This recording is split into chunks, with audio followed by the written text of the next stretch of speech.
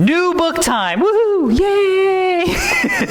And we won't be here long. So enjoy it, which means we get to celebrate a new book again relatively quickly. But that also means we have to deal with some introductory information. There is stuff we need before we even get started, because when you're dealing with historical books, even just starting the book is like airdropping into the middle of nowhere. You haven't been there, you don't know what's going on, and we've got to make sure we know who, what, when, where, why, and how, and all that good stuff. Now, our author will be mentioned in verse 1, but we won't spend a lot of time on him there for one simple reason.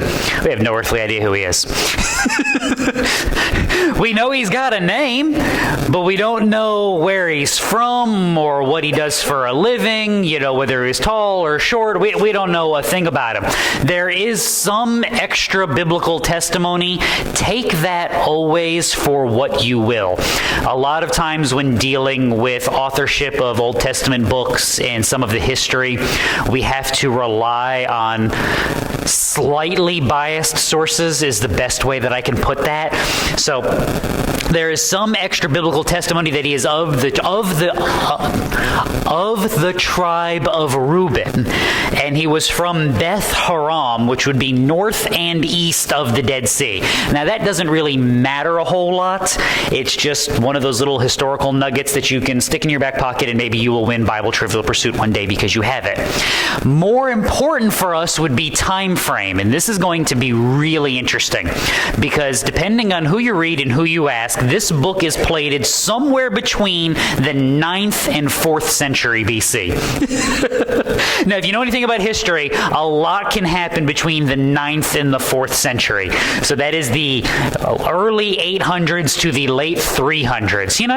This is a little wide range in there. Now, historically, this book has been dated to the end of the 9th century, beginning of the 8th century. So if you were going to make me put actual numbers to it, 835 to 796-ish is the traditional dating. Now, why is that the traditional dating? Because that's where it is in the Old Testament. And I'm not even kidding that that's as close as we get.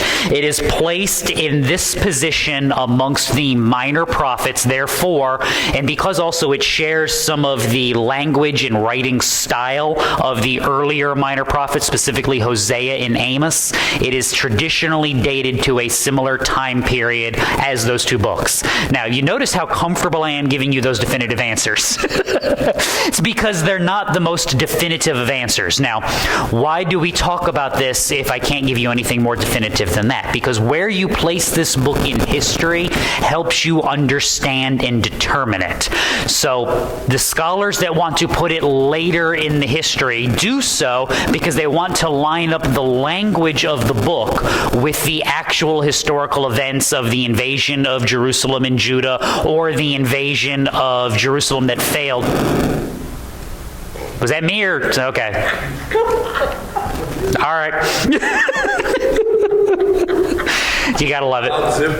I'm sitting there going, well, I don't even know what that was. So, I look. It's never comforting though when you get that and you look at the guy running the soundboard and he goes, I don't know. So let's make sure everything is literally screwed in tight here. All right. The only screws loose around here are in my head. So, all right.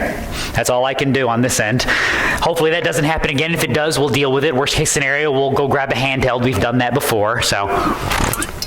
Now, part of the reason they want to date it later so they can line up with either the successful invasion by the Babylonians in the 6th century or with the failed invasion by the Assyrians in the late 8th century, or they want to date it past all of this and have it look backward. Traditional rabbinical understanding would not have done that. Biblical history would not have done that because they would have taken the prophetic message for what it is, a message from God to a people about what will happen and a warning beforehand. So it gets stuck in this position in the canon, and understanding the book based on how it is used in the New Testament and where it is in the Old Testament actually makes more sense if we put it earlier as opposed to later. The other reason we do this is because we take the prophet at his word, and we do not, and this is, I'm coming around, you're in trouble. I'm coming around before we even read a Bible verse, you're doubly in trouble. It's going to be one of those days. The problem we get into with modern scholarship, and I need to almost put that in air quotes, is that it wants to use allegory when it shouldn't, and it wants to use modern critical reinterpretation when it shouldn't. So if you want a really bad example of what this looks like when carried to its most illogical conclusion, if you've ever read, what was his name? Shoot fire. The bald guy from the Nixon administration. No, not that one. The one with the mustache. G. Gordon Liddy.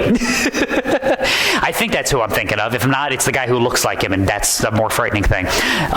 Wrote a book, it was 70s, 80s, about the Book of Revelation, and explaining how the locus of Revelation are Apache attack helicopters, and then the sound of the wings is actually the sound. Yeah.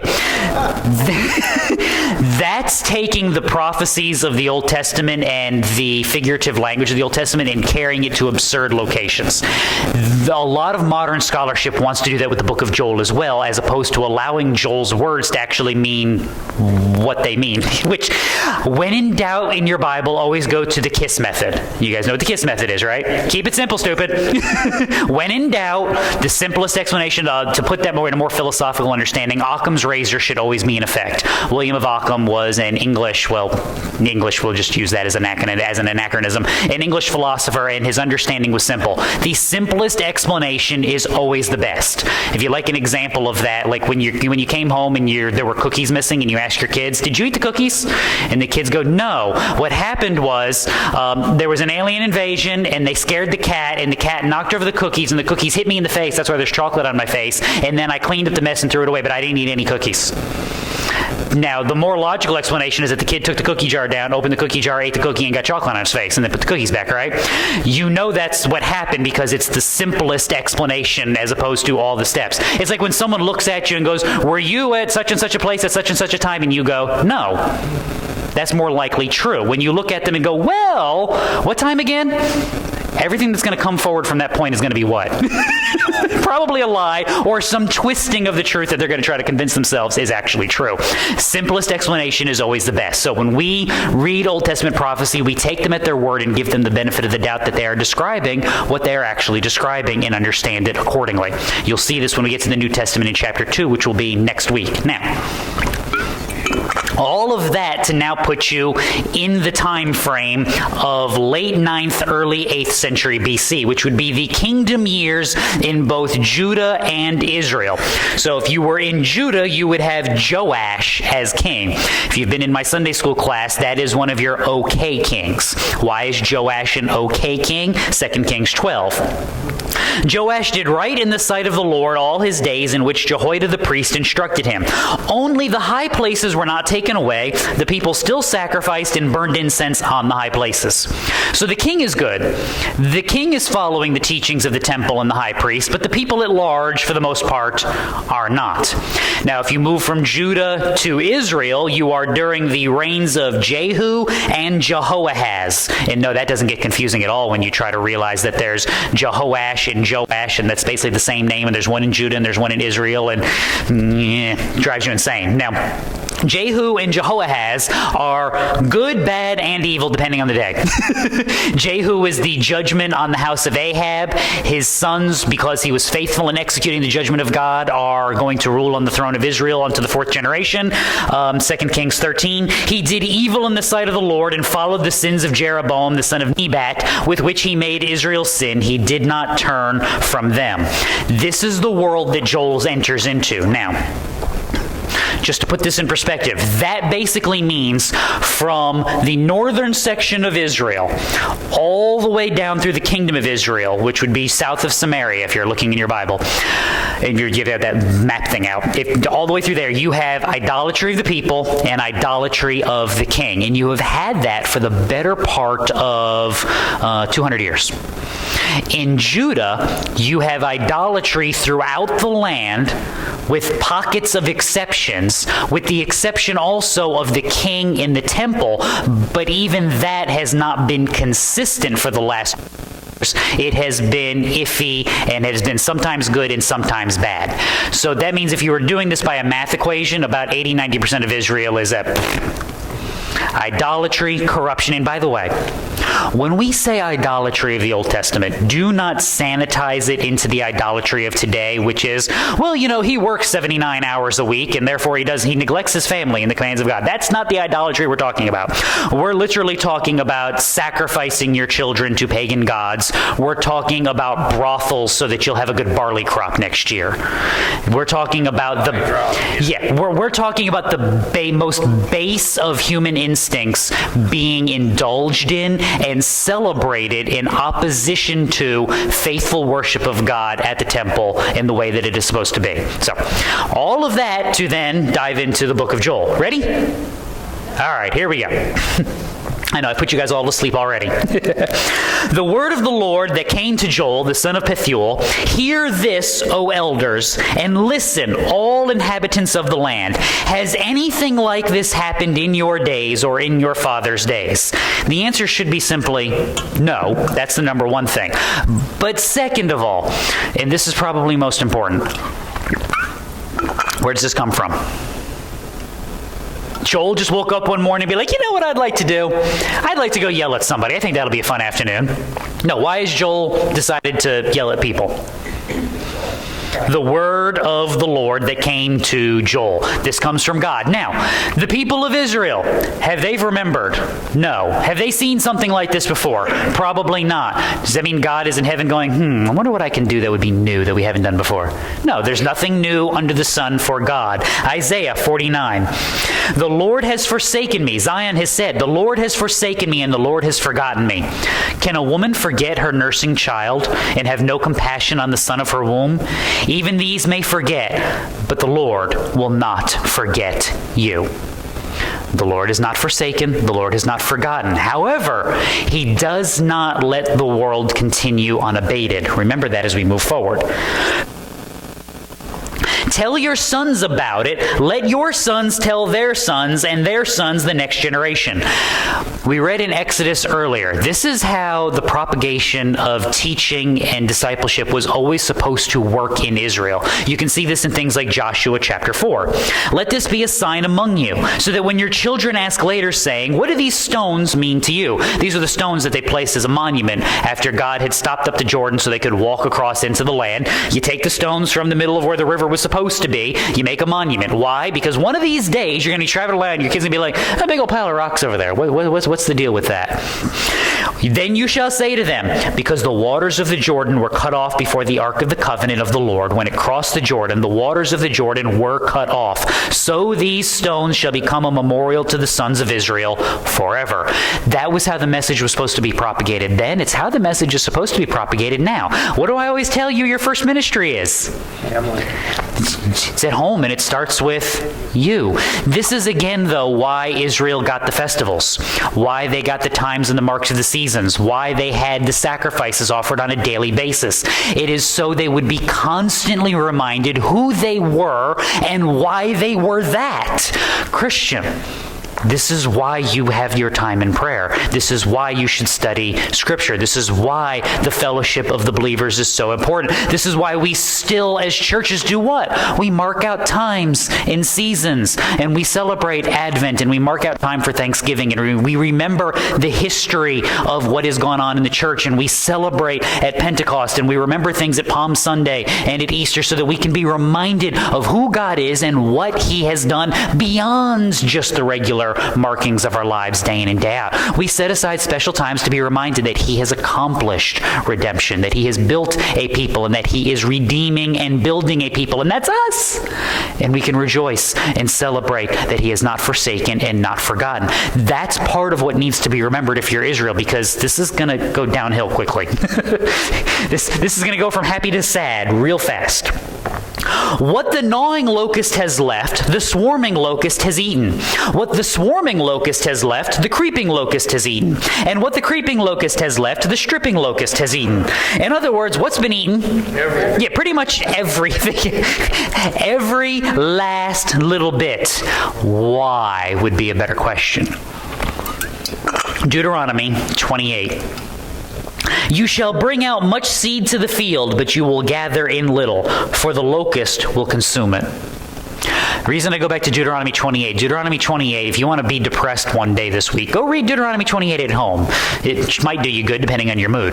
The reason I say that is Deuteronomy 28 is Moses laying out all the curses that will fall upon Israel if they forsake the covenant and worship false gods and engage in idolatry. It's a long chapter. And that warning from Moses covers every aspect of life. Just imagine in an agrarian culture, if you don't put it in the ground, odds are you don't eat after the harvest comes along. You will go out and scatter a multitude of seed and you will harvest basically nothing. Now, who makes the harvest grow? God does. Who sends the rains? God does. Which means if your harvest is failing, who protects Israel from the locusts and the plagues and the armies and everything else that may come upon it? It's supposed to be God. Which means if all of those things are coming upon you and the seeds are failing and the rains don't come and the crops and the ground is drying up, God is mad at you. Might want to sit down and figure out what? Why? What's going on? Now look. You may evaluate your life and come up with absolutely positively nothing. But knowing what we've known historically thus far about Israel, if they had examined their lives, do you think they'd come up with something? Even if you looked at your house and been like, we're doing okay, we're following, we're part of that remnant of people that Elijah, is warned about, or is we're part of the remnant, we would look around at our neighbors and say what? No, they're not. It's like, when 90% of the people have gone astray and have fallen after idols and false religion and have forsaken God, why are we shocked when judgment comes upon the land? Why are we shocked when crops fail and when sin is multiplied and when bad things are continually happening? Because again, it's almost like, because what's the lie? Well, why are these bad things happening to these wonderful people?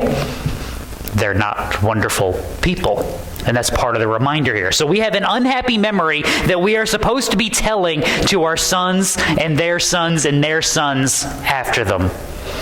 Continue on. Awake, drunkards, and weep.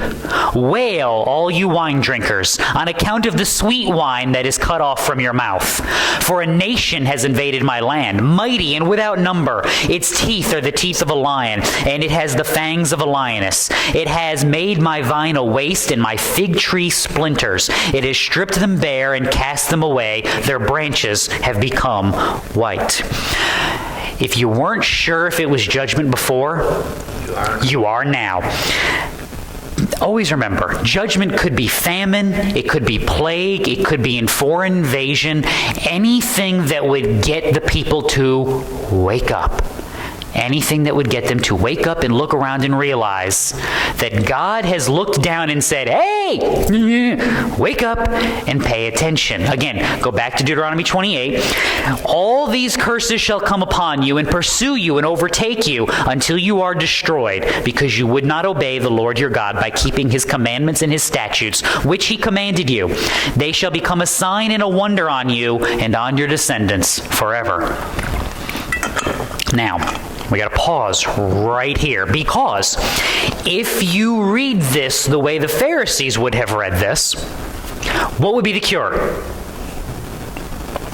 What do we need to do? Sacrifice. Yeah, the judgments have come upon us because we have been a disobedient people. What must we change? We got to change how we live. We got to clean up, straighten up, and fly right. Dun, dun, dun, dun. The law was given to a redeemed people. The law was given to a people that God had rescued by his power, by his might, from an enemy they could not conquer, and he had pulled them out, provided for them, protected them, and said, because I have rescued you, this, as my people, is how you shall live. That has to start where for the people of God? Outside of us? has to start at the heart. This is why the prophetic message has consistently been what it has been. A call to a return to the Lord, not in action, but in heart and mind. That's why Isaiah goes through 39, 40 chapters of judgment, and then all these chapters of the redemption that God will bring. That's why Jeremiah demonstrates over and over again that it is a change that has to be wrought from God, a new covenant that God will inaugurate. Because remember the history of your Old Testament. Are we just, so fast forward, or no, sorry, rewind yourself, pick you up, pluck you in 822 BC Judah. What you waiting for? See, this is what we forget when we forget the history of the Old Testament. You're waiting for the seed of the woman, the prophet like Moses, the king from the line of David who will rule forever, the lion from the tribe of Judah, the one to whom the kingdom is due. You're waiting for that Shiloh to come. You're looking at Joash and going, yeah, he's righteous. He's following the priest. But look at the people that he rules and governs. What is he allowing to occupy his kingdom? See, because this is the lie that we tell ourselves. The lie is that we look out in the world and we say, oh, this is a good place. I've done what I'm supposed to do. No, not in that world. The king, the representative of God, is supposed to look at the sin and paganism of his people and do what to it? Destroy it by any means necessary. Now, Christian, do you rule a kingdom? A kingdom of how many? One. Exactly. This is where your idea goes from Old Testament to New Testament. What's my joke about? What's my joke? When you find sin in your life, what do? Kill it. Kill it with fire. Nah! Go to war with your sin. Do not allow it a foothold. Do not allow it to stand. And enjoy the battle day in and day out, because it is a sign from God of your salvation and sanctification. You woke up today, looked at your sin and went, that doesn't belong here. Congratulations. You know what the pagan woke up and saw? Tuesday. It just is what it is. 'Tis life. You rejoice. You want to be holier than you are. I understand that. You live on this side of the veil. You live on this side of eternity. Therefore, you get the war and the battle day in and day out. You get to live in the midst of this. Because what is God going to do to sin? This is why your world looks the way that it looks. And by the way, we're going to get to that more in a second. So let's continue on. Verse 8. Wail like a virgin girded with sackcloth for the bridegroom of her youth. That's, if you don't really know the history, that's an interesting picture there. In other words, wail like the unmarried young woman whose husband has now been killed. That's a mourning that we hope nobody ever has to experience. But why in the world would you use that as a picture? Why would you use that picture? Isaiah 54. Your husband is your maker, whose name is the Lord of hosts. Your Redeemer is the Holy One of Israel, who is called the God of all the earth. Jeremiah 31. Behold, days are coming, declares the Lord, when I will make a new covenant with the house of Israel and with the house of Judah, not like the covenant I made with their fathers, in the day I took them by the hand to bring them out of Egypt, my covenant which they broke, although I was a husband to them. Fast forward to Revelation 19. And by the way, you'll see similar language you'll see similar language in Ezekiel. Read Hosea. You will see that language throughout, a description of Israel as a bride to the husband who is God. Revelation 19. Let us rejoice and be glad and give glory to him, for the marriage of the Lamb has come, and his bride has made herself ready. It was given to her to clothe herself in fine linen, bright and clean, for the fine linen is the righteous acts of the saints. The Revelation picture is what for the people of God? Like a bride prepared for the husband who is God. Why use this imagery? Well, it's simple.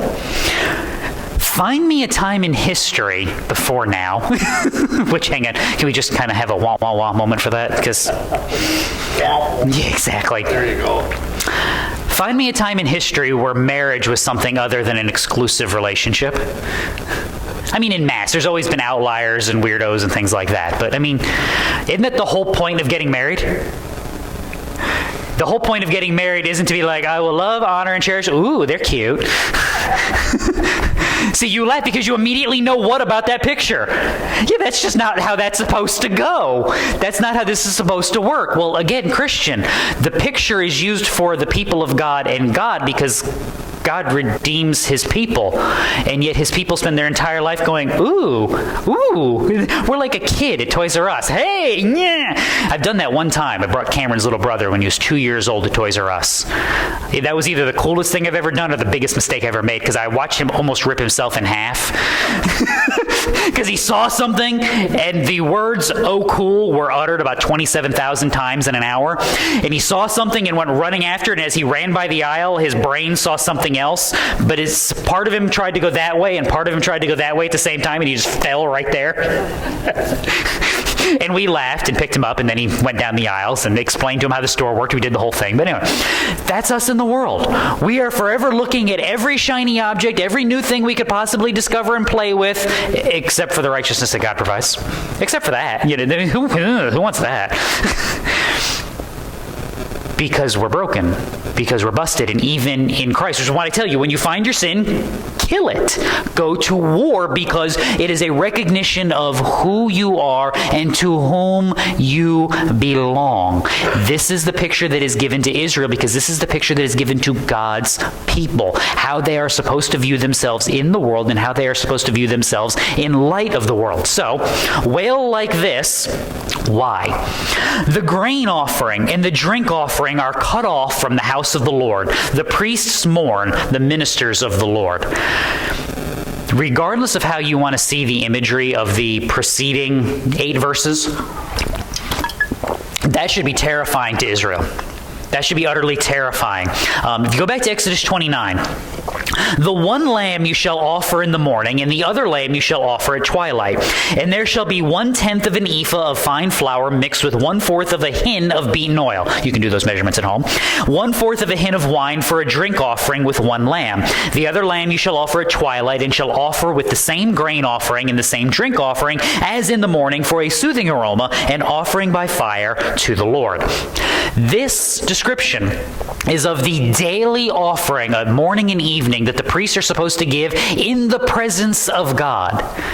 This is an offering of thanksgiving for the people, because they are the people of God. God is with them, physically present at their tabernacle at this point in history, at the temple. It is an offering to be reminded that God's presence is there, that he rules over his people in an actual, physical, tangible way. Which means, all that to tell you this: if you remove that sacrifice, you are not just saying we don't feel like it today.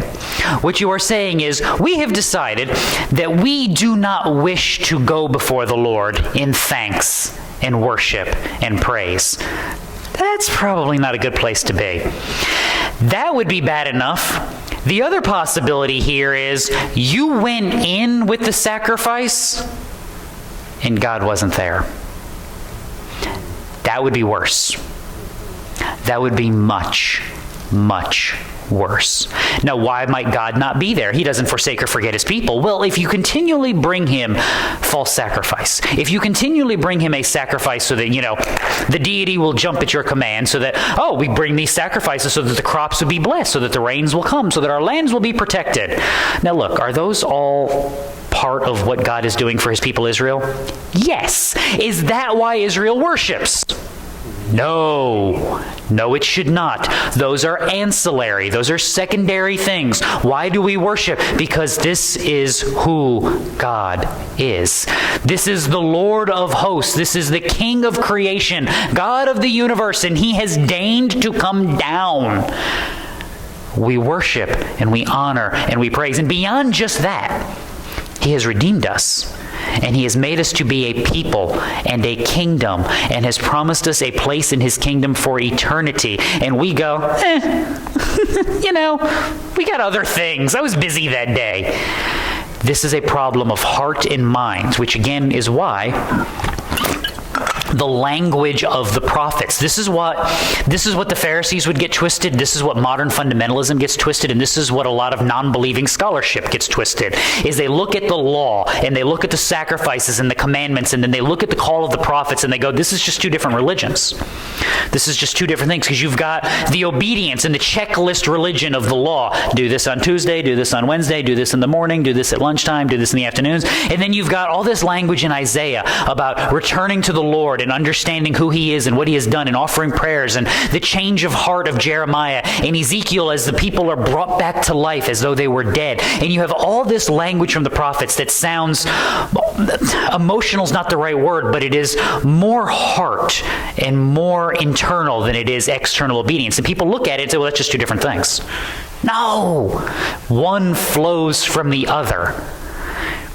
You care about that list of things that were given in Leviticus because you understand that God has redeemed you and changed you and transformed you and brought you out of a house of bondage in Egypt and brought you into a free land that he has secured. And if you keep that checklist while separating the heart and the mind from it, well, the checklist is now useless.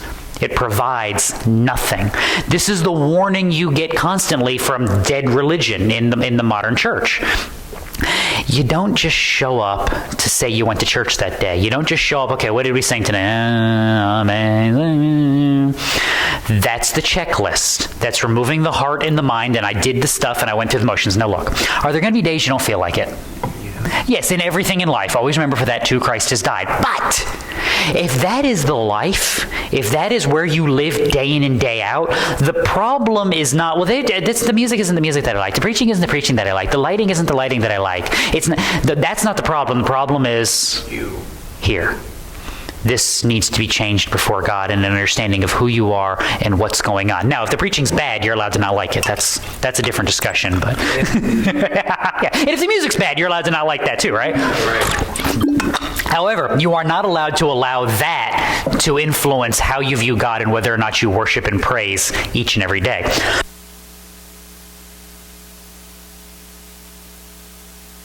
Okay, there we go. Now, that's where Israel is. It's not that the checklist has been lost, it's that the checklist has been kept in spite of them as a pagan, idolatrous people. So what will that look like moving forward? Verse 10.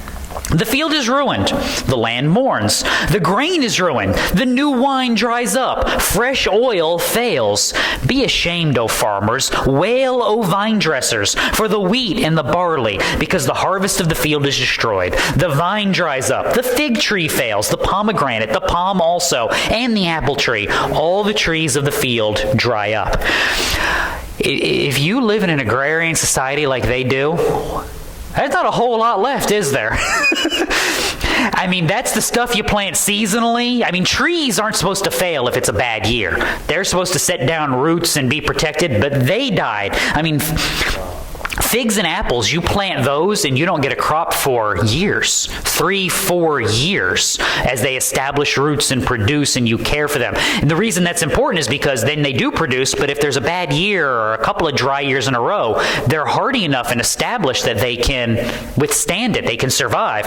They're gone. The ground is cursed. The trees are cursed. Everything has been cursed, because what level of sin will God deal with? All of it. And if Israel is incapable of understanding who God is and what he has done, this is what life looks like. Now, it moves even beyond that, because if you finish up this verse, indeed, rejoicing dries up from the sons of men.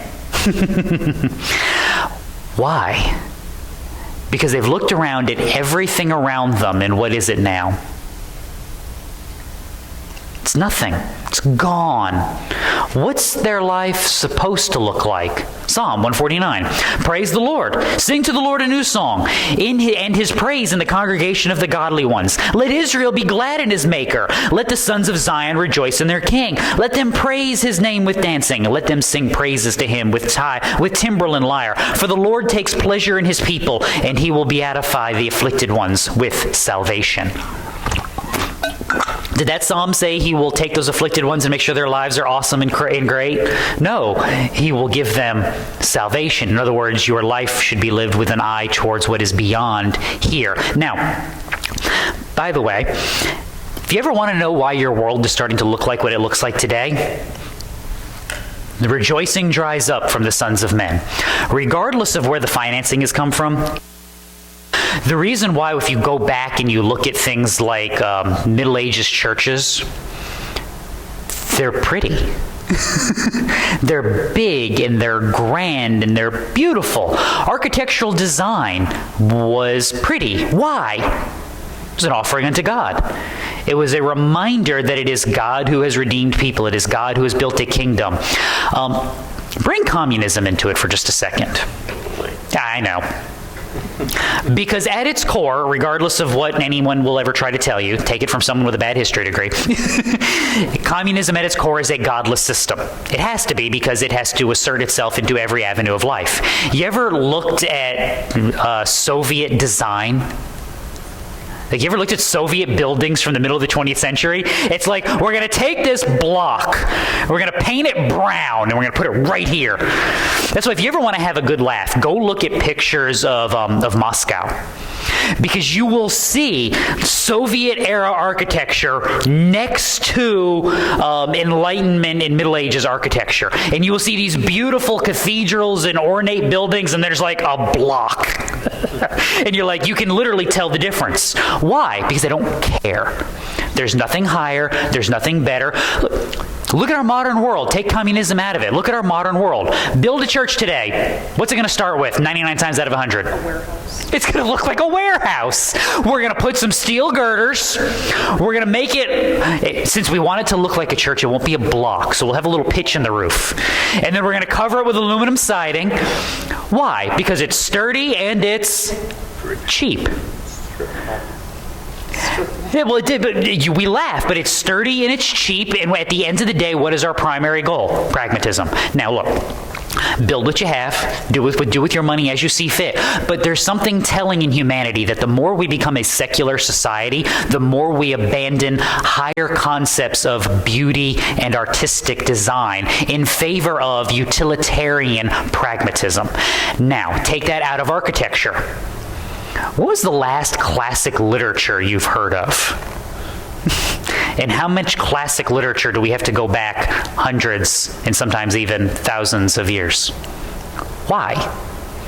Because sin corrupts and destroys everything, and the judgment of God on the hearts and minds of his people dries up even the rejoicing of the sons of men. That's why if you look at, go to an art gallery, where's all the good art come from? Does it come from the 19th century? Come from the 20th century? No! It comes out of the Renaissance. One of the last pre-modern times where we still had this understanding of service unto God. Now modern art is, we have a banana duct taped to the wall. And I'm not even kidding. That is in a museum. It is, you laugh, it is a yellow banana duct taped to the wall.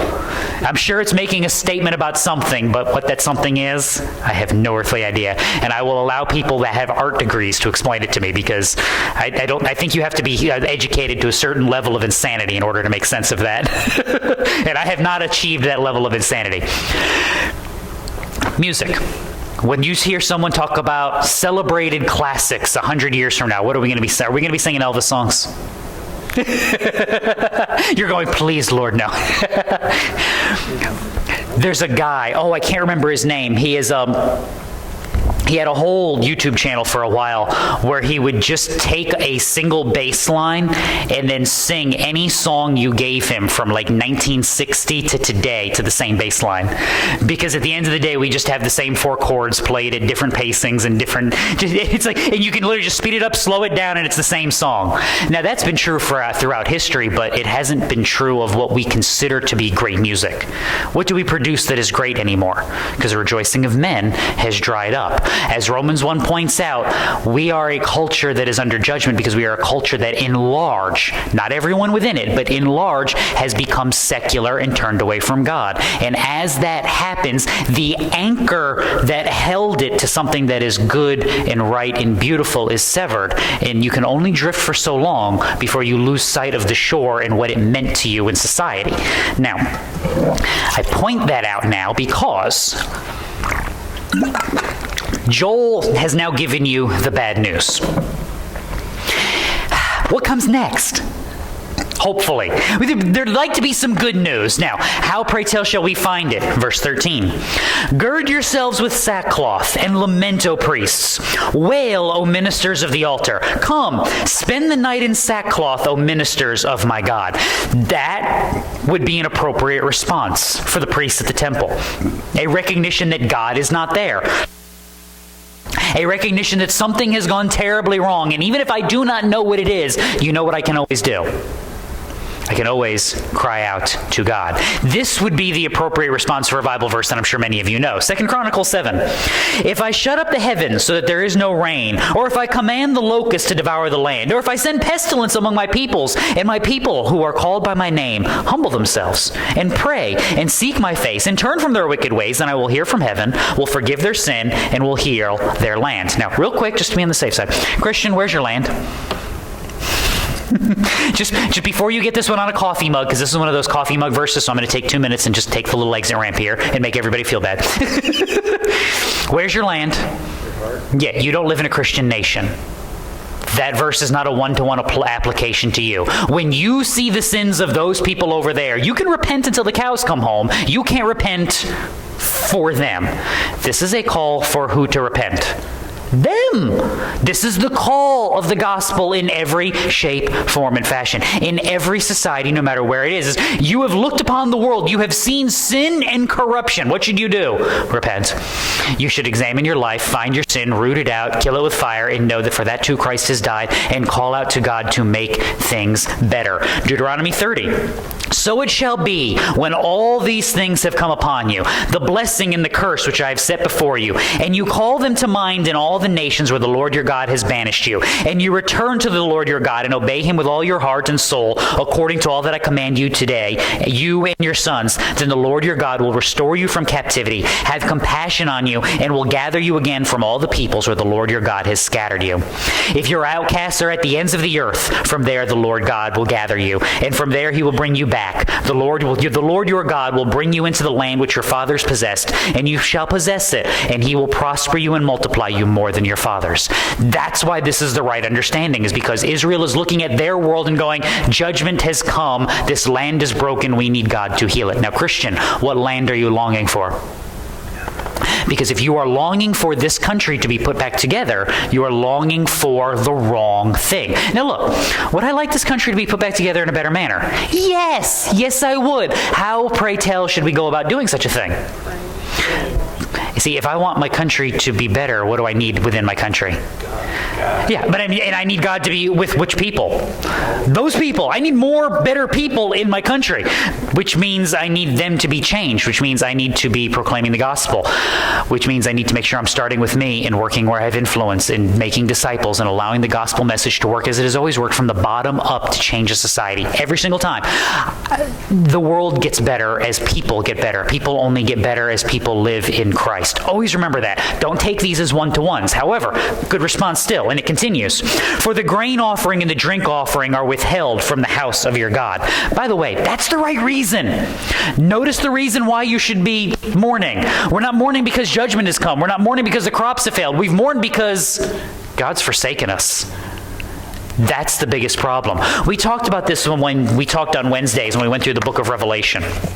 And we reminded ourselves, when you read those letters to the 7 churches in chapters 2 and 3 of Revelation, you should be reminded that the judgment of God is being poured out on the world. Christians in those chapters are in the world, which means as the armies are marching back and forth and they're being killed in battle, and as plagues are being spread and people are dying by disease, and famine has gone and people are starving to death, that some of those Christians are being killed in battle, and some of those Christians are getting sick, and some of those Christians are starving. Are they being judged? No. No, they are not, because God has not left them, and God has not abandoned them, and that no matter what may befall them in this world, in God's kingdom they are secure.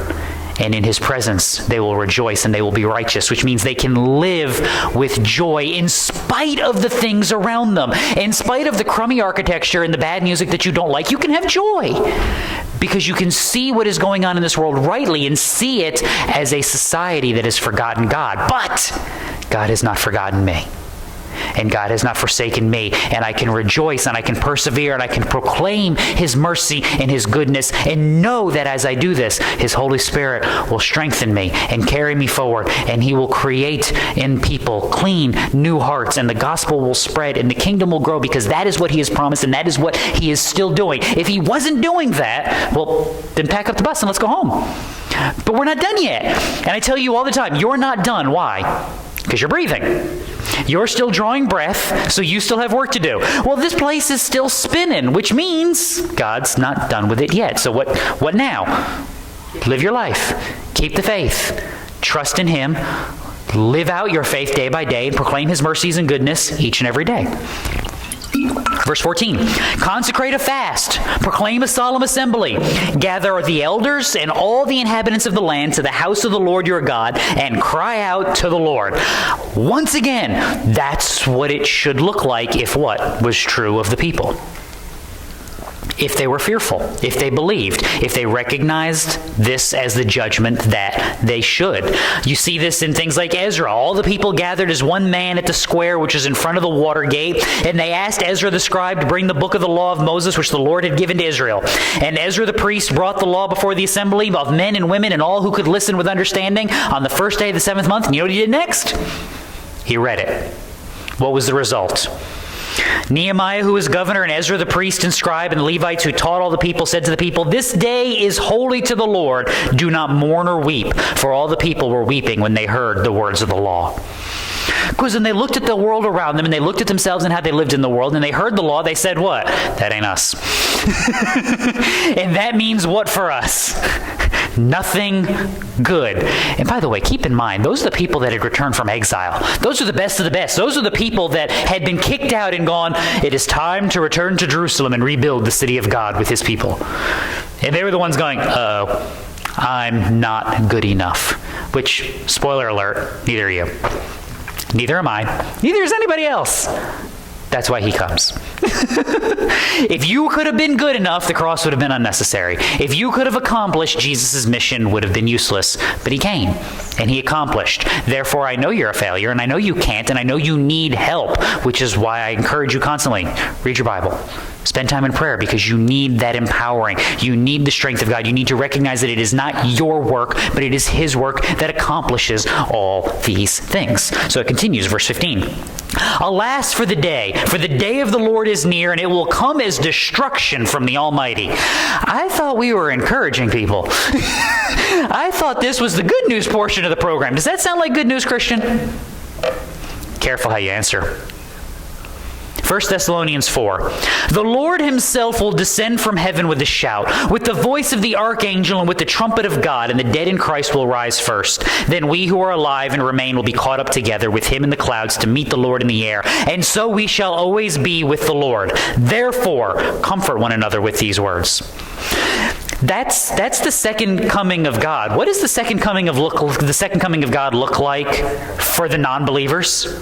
Not good. Yeah, that's the Revelation 19. That's the sword and the blood and the sash and the death and the destruction.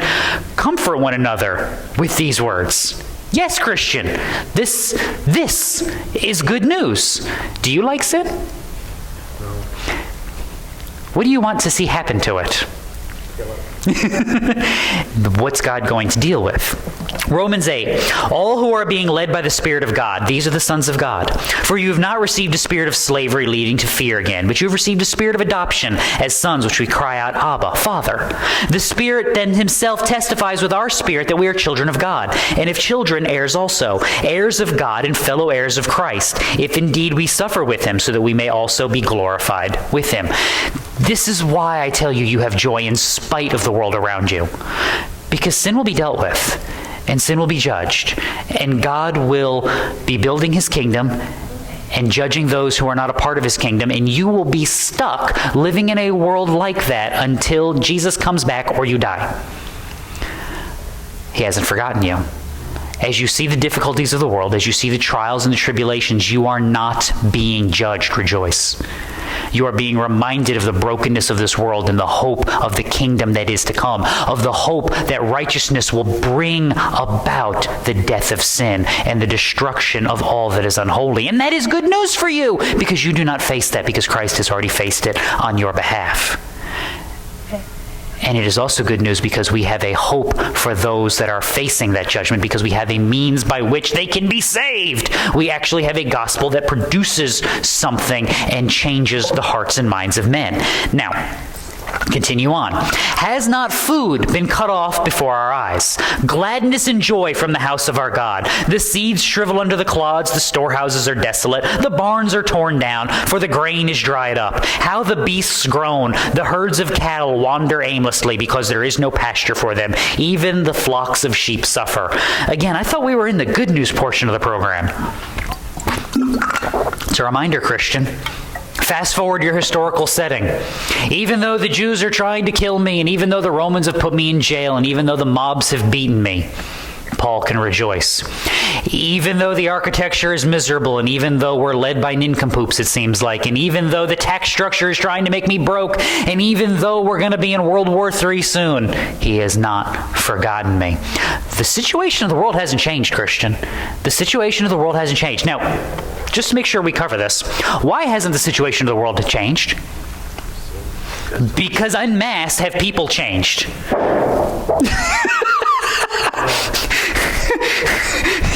Tried to turn that corner a little too short. There's a door that's open, but it's not open all the way, and turned into the hallway. That was that thud. Sorry. There was an adult there telling him he's okay. So, wham! Even when you walk headfirst into the door, he has not forgotten you. Sorry. This is, again, I'm always telling you about why perspective matters. And this is why that is so important. Because people apart from Christ haven't changed. Sin has not changed. Ecclesiastes is still in effect because there is nothing new under the sun. Therefore, do not live for this place. That's why, I believe it or not, I don't plan the trivia question. It just pops up, whichever one's the next one in line. Don't live for the things of this world. Don't live for the accumulation of this world and for the wealth that it provides. Use whatever this world has provided you for what? The building up of his kingdom, for the spreading of the gospel message, for the joy of who God is and what he has done. As we covered in Colossians 3 a few weeks ago, set your mind on the things above, not the things that are on earth. For you have died, and your life is hidden with Christ in God. And when Christ, who is our life, is revealed, then you also will be revealed with him in glory. Lift your eyes up. And then where it finishes up. To you, O Lord, I cry. That's a good place to start, because who else can do anything? Nobody. Psalm 121, Psalm 46 both make the same point. I will lift my eyes up to the mountains. From where shall my help come? My help comes from the Lord, who made heaven and earth. God is our refuge and strength, a very present help in trouble. Therefore, we will not fear, though the earth should change, though the mountains slip into the heart of the sea, though its waters roar and foam, though the mountains shake at its swelling pride. Never forget that part. See, we like the first part of Psalm 46 and the last part. See, we like the God is our refuge and our strength, the very present help in trouble. Be still and know that I am God. See, we like those. We forget the middle part, even though it's like somebody picked it up and shook it like a magic 8-ball to see what would happen next. Even though the mountains are falling into the sea. I mean, you never want to go to the beach and be like, oh, look at those pretty white caps. Let's go sailing. That's not how water works. In the midst of that, be still and know that I am God. Yea, though I walk through the valley of the shadow of death, I will fear no evil. It's not, yea, though I tiptoe through the tulips and skip along in the bright sunshines, I will fear no evil. Of course you won't. There isn't any. That's not your world. That's not what it looks like. You walk in the midst of a world that has gone, God. and then continues on with their lives however they feel like it. Which again, what's the good news? You woke up, looked at your sin, and went, ooh, that's not good. The pagan woke up, looked at his sin, and went, Tuesday, who cares?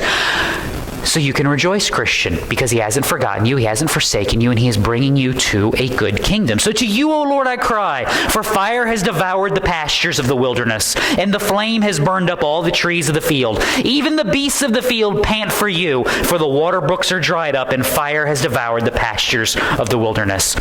And all of that is a mercy from God. Every last bit of that is a mercy from God. I've used this bad example before. If your kid is making a straight line sprint for the interstate at rush hour, well, not rush hour because nobody's moving at rush hour, but you get the point. Do you stand at the door and go, wait, stop, come back? Might depend on how many kids you have and how they've been that week, but what would you do? You go tackle them. If I gotta spear you to the ground, but they might get hurt and scrape their little knees. Well, better the ground than a Buick at 84 miles an hour. I mean, it's always a Buick. Have you seen people in Buicks drive? Have you seen people in Buicks drive? People in Buicks don't care. They still think they're made like they were in 1997, and it's steel. My grandfather had one of those. I'm convinced to this day that he thought his age was the speed limit. He had a Buick Century from 1994. It was a steel frame, 4 doors, about as wide as this room. And he'd just cruise, and you could feel the thing do this as you rode in at about 80 miles an hour down the highway. Just kind of rolled along. Yes. So yes, when I say Buicks, I'm immediately back in the passenger seat of my grandfather's car going, I don't want to die. You would run the risk of hurting that child to do what? To save them. Because there's something more important. Christian, this is how you have to look at the world around you. Is there difficulty? Is there plague and famine and pestilence? Yes! Jesus summoned the crowds with his disciples and said to them, if anyone wishes to come after me, he must deny himself, take up his cross, and follow me. For whoever wishes to save his life will lose it, but whoever loses his life for my sake and the gospel's will save it. For what does it profit a man to gain the whole world and forfeit his soul? If you have an idol and it is keeping you from God, what is the most loving, caring thing God can do for you? Destroy it. He should destroy it. Absolutely. Now look at the world around you and realize that we get this part. We look around and go, man, this world is covered in sin and corruption and degradation and paganism and secularism of every shape, form, and fashion. And then we're shocked that it doesn't work well. We're shocked that there's difficulty and that there's corruption and there's problems. Why are we shocked that God has looked at sin and gone, nope, not going to let you keep that. Not going to let you worship that. Not going to let you follow that. When you see these things, and by the way, regardless of what the cause is, when you see earthquakes someplace, go, yeah, God shook the place today. That should be a reminder that this world is not my home. When you see trains derail, you should be able to look at that and go, yes, morons run this place. Thank God it is not my home. You should look at the response of humanity. You should look at the evils of humanity and go, yes, thank you. Go to the end of the book and say, yes, come, Lord Jesus, come, because this cannot be allowed to stand. And in the meantime, Philippians 4. I know how to get along with humble means. I know how to live in prosperity. In any and every circumstance, I have learned the secret of being filled and going hungry, both of having abundance and suffering need. I can do all things through him who strengthens me. That's not a verse that should be hung up in a gym somewhere. And yes, I have seen that happen on more than one occasion. That's a verse that should be reminded of you. When my country is run by good people who love the Lord and are stewarding it well, I can get along. When my country is run by pagans who hate this place and want to see me destroyed, I can get along well, because my hope is not in them. It is in him. And my hope is not in the provisions of this place, but in the provisions of the Spirit as I am ushered into an eternal kingdom that he has built. That is my hope, that is my security, and that is how I live each and every day. Anything else? The kill it with fire treatment. Knowing that his mercy is good, his love endures, and he will usher us to a good end. Let's pray.